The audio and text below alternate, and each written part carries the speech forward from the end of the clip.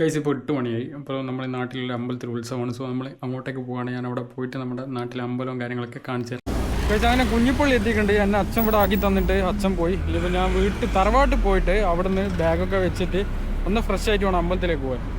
എൻ്റെ ഫേസ് വെച്ച് കഴിഞ്ഞാൽ ഒന്നും കാണില്ല. അതാണ് ഞാൻ വണ്ടികളെ കാണിച്ചു തന്നെ. ഇവിടെ നല്ല ഹൈവേൻ്റെ വർക്ക് കിടക്കുക. അപ്പോൾ വെളിച്ചമില്ല, വെട്ടമില്ല, ഒന്നുമില്ല.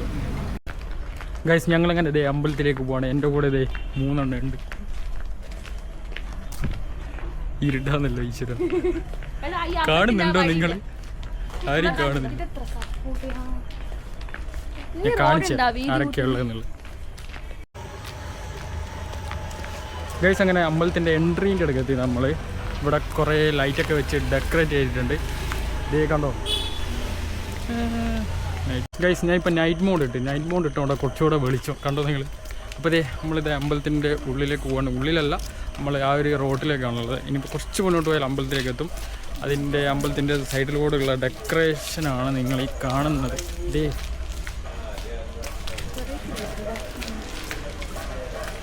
അവിടെ വെള്ളാട്ട് തുടങ്ങിയിട്ട് ഞാൻ വെള്ളാട്ടിൻ്റെ 2-3 ഫോട്ടോ എടുക്കണമെന്ന് വിചാരിച്ചാണ് വന്നത്. നോക്കാം നമുക്ക്.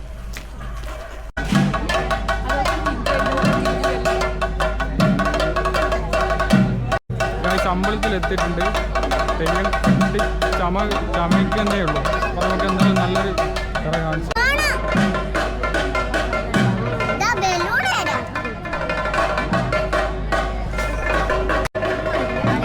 ഇവിടെ ഇങ്ങനെ വിളിക്കും. ഹലോ ഗായ്സ്, ഞാനാണ് ധ്രുവ്.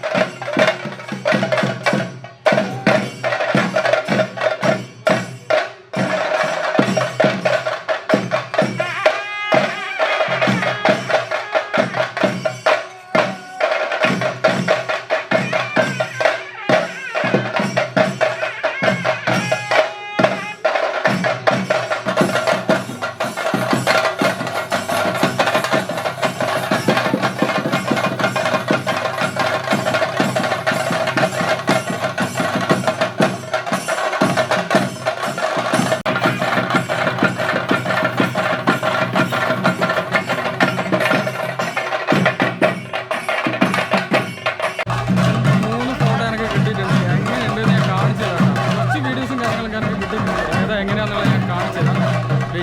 വണ്ടി എടുത്തിട്ടുണ്ട്. വണ്ടി അങ്ങനെ കാണിച്ചു തരാം. ഏതാണെന്ന് ഞാൻ നോക്കി പറഞ്ഞുതരാം. ഏതാ ഹോണ്ടേൻ്റെ ഒരു വണ്ടിയാണ്.